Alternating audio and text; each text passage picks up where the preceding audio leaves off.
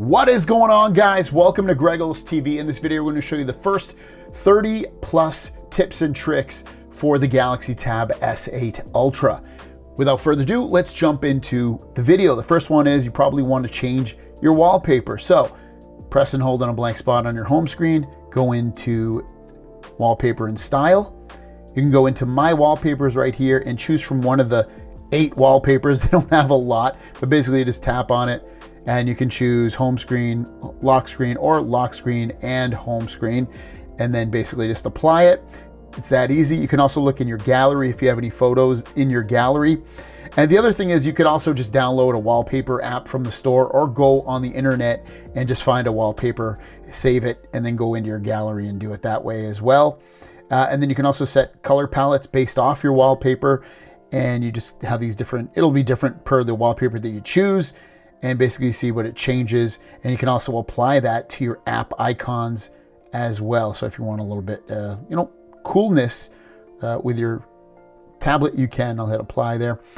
Hit the home screen, or home button, I should say. Press and hold on a blank spot. Go back, click on settings this time at the bottom.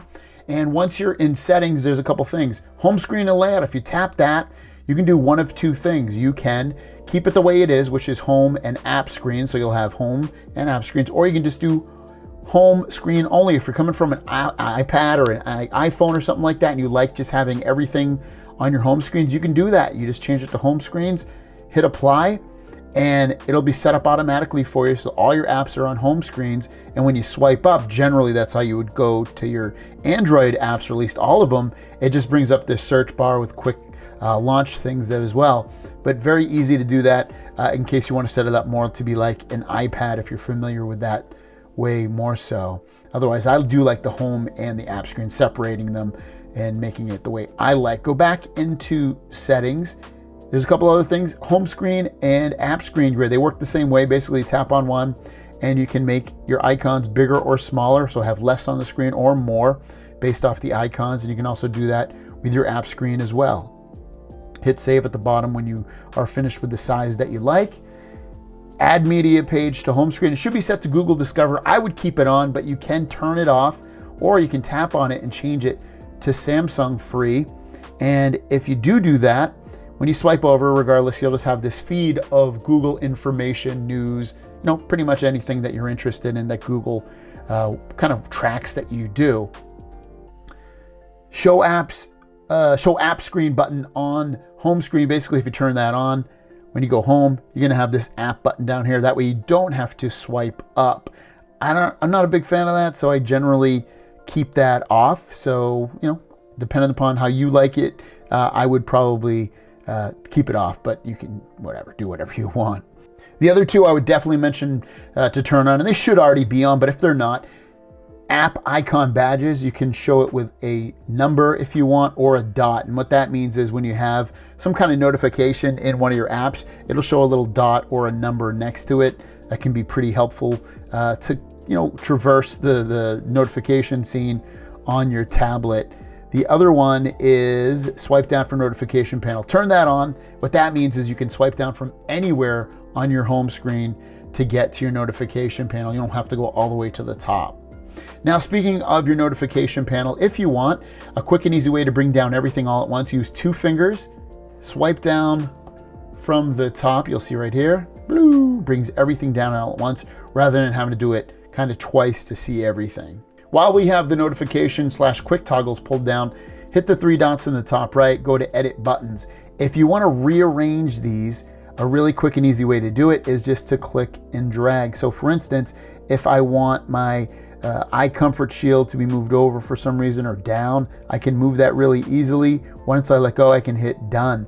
If you want to remove some of these quick toggles or add, you can either click and drag it up or click and drag it down. These are the ones that are not on there. So for instance, maybe I don't care about eye comfort shield. If I want to move that and click and drag it and just drag it somewhere up here, and it is gone. And if I want to bring one of these down, like I said, I can just press and hold it and bring it down to where I want it, or maybe I want to bring it to the next page. Once I'm done, hit done, and now my quick toggles are set up the way that I like them.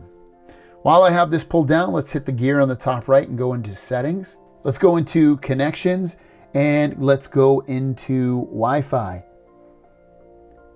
Hit the three dots in the top right, go to Advanced, and there's a couple that we want to turn off, and we want to do the network notification. Turn that off. That's going to stop it so that you don't see any network notifications when you see open networks. It gets annoying. It pops up on your screen, it's intrusive. So I would turn it off if I were you. Click on sounds and vibration on the left next, and you have a couple of things here. If you want to change your ringtones or your notification sound or your system sounds, you can come in here and just tap on those, find what you want and set it.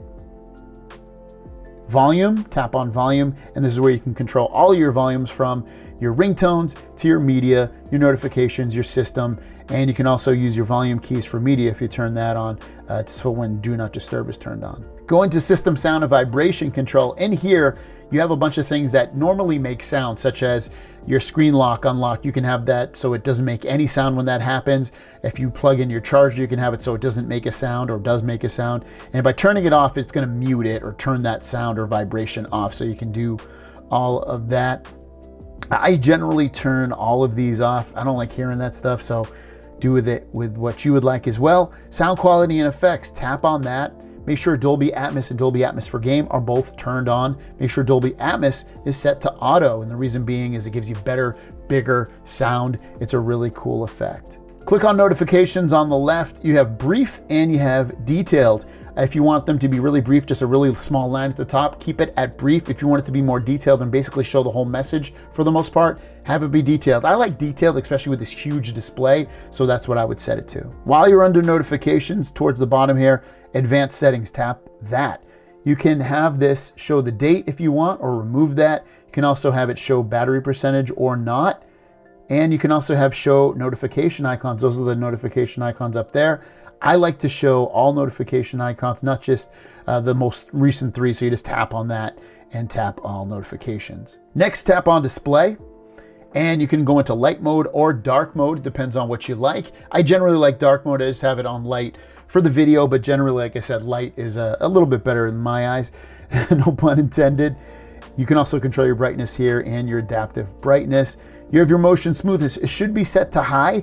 I'd recommend it keeping it at high due to the fact that it's going to look better. It's going to feel smoother. It's going to feel faster. So set it to high. Screen mode, I would set that to vivid. It's going to get the colors really, really bursting. If you have trouble seeing the screen, you can change your font style and size if you want pretty easily. There's the fonts.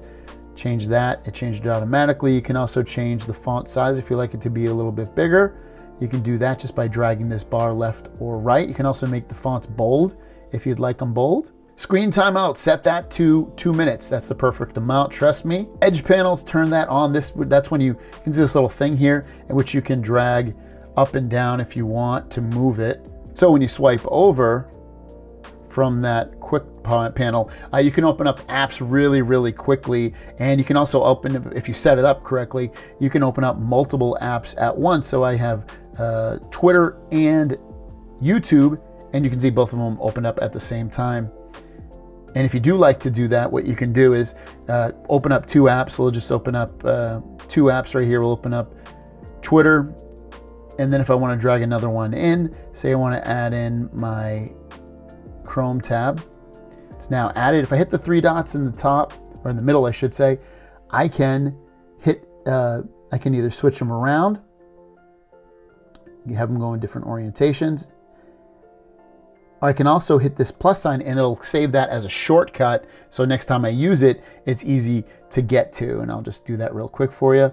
There you go. It added it in for me. And now I have it as a shortcut in here to easily get to, which is down there. You can also do it with as many as 3 apps at a time if you want, and you can rearrange them.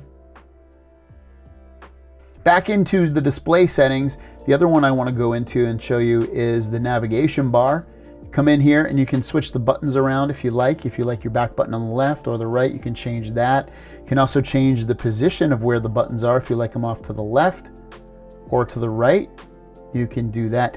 I'll probably, for now, keep them over to the right. I generally use it in that sense. So I guess I'll try that for a bit there. You can also go into gestures if you want. I think the tablet's too big for gestures. I think the buttons are better, but you can just choose that and the gestures, the way those work. is once you switch it over, you can swipe up and hold to bring up your most recent apps, swipe up to go home. You can also swipe in from the right or the left to go back. So if I'm like right here, for instance, I can swipe over and it'll go back. Next up, Biometrics and Security. Click on that and you can come in here and set up your face unlock, your fingerprint, and also you can have more biometric settings such as show the unlock transition effect. So if you want to turn that on or off, you're able to do that as well. On the left-hand side under settings, go into advanced features. If you want to set up so that you can call and text on other devices, and I'll probably do a separate video on this, but ultimately you can turn it on right here and it allows you to use your Samsung phone to make calls and texts on other devices if you'd like. You can also continue apps on other devices. That's with Samsung apps and Samsung phones and tablets.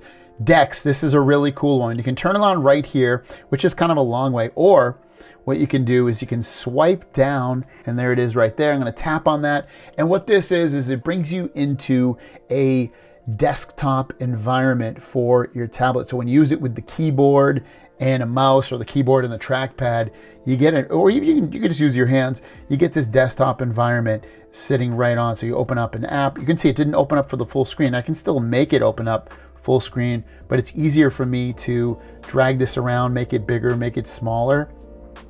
And I can open up multiple apps at once. So just like you would with a computer, it's kind of fun in that regard. You can hit down here and you have all your apps. You still have your back buttons, your recent apps buttons. You have your apps that are currently open right now as well. You have your, if you're thinking about like Windows, when Windows does, you get your clock and your date and stuff like that. You have your quick toggles, notifications, I bet that's a screenshot button, and you got your volume as well. So it's a really easy way to do and control your computer. You have this as well, which is your home screen. So you can have home screen setups. It's a really, really cool environment to take hold of and control. So definitely play within the Dex environment if you get the opportunity. If you want to get out of it, all you're going to do is click where the percentages, and then you're going to see Samsung Dex. It should be highlighted in blue. If you just tap it, it's going to automatically leave Dex and put you right back to where you were before. Next, go into Labs.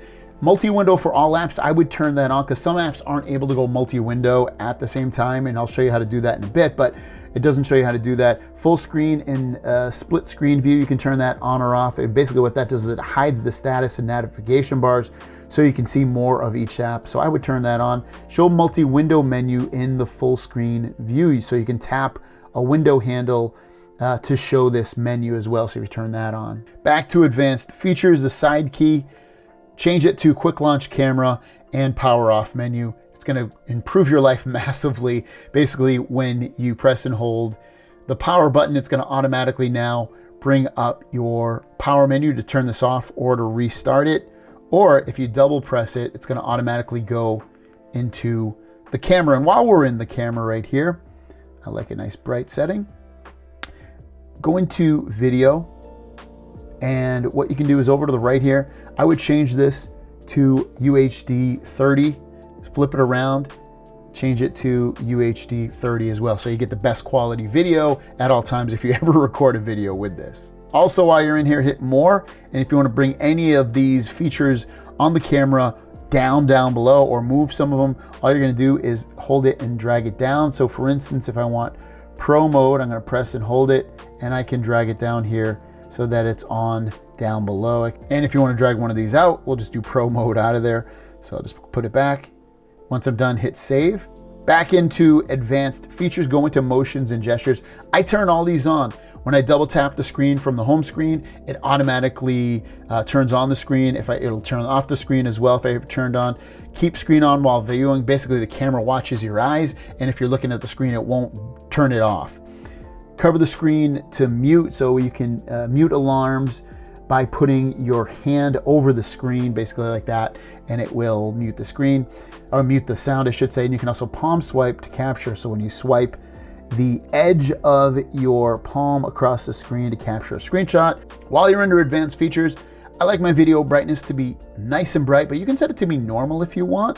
And if you do set it to be bright, you can choose which apps take advantage of it. It will by default turn all of them on, but ultimately I like it to be nice and bright. Next, choose apps. you'll see choose default apps. You can tap up there. And if you have a different browser that you want to change it to, so you can tap there, and I could choose Firefox or Samsung Internet. I like Chrome, but once you do, say you choose it, you're done. You can go and it'll be your default browser. You can also do that with your Call Director app if you want to change it. You can change your digital assistant app if you want very easily. Just tap in there and it'll change it, as well as your home screen app. If you want to check for software updates, tap where software update is, download and install, and it will check for any software updates for you. A couple of other things I wanted to show you is if you want to multitask without having to do this over here, which was what I showed you earlier, you can press this recent apps button or swipe up and hold if you're doing gestures. Once you find the app that you want to run at the same time, what you're going to do is press and hold it, the little icon, and you can do it a couple of ways. You can open in a pop-up view and it'll just kind of float on the screen, or you can do open in split screen, which is what I like better. And then once you do that, you have all your apps right here, and you choose the app that you want to do. So maybe I want to do YouTube.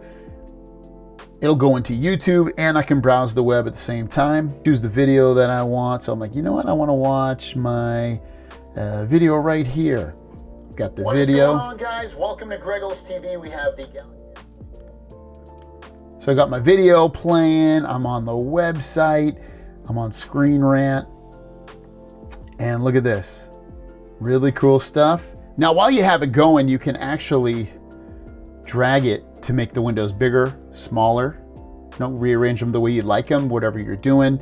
So it's really cool in that regard as well. And like I said earlier too, you can also do these floating style windows as well. So let's say I want this window to float. I can press and hold it, and you can see open in pop-up view. So it'll pop it up, and I can drag it around, but I can also maybe open up my browser and it kind of sits on the top of this. So there you guys go. I'm gonna do a separate video on the keyboard because I think there's some cool stuff you can do on there. So I'll do a separate keyboard tips and tricks video as well, or like how to use it basically. But yeah, that's some tips and tricks on your Galaxy Tab S8 Ultra. Thanks so much for watching, guys. Have a great day, and we'll see you down the road.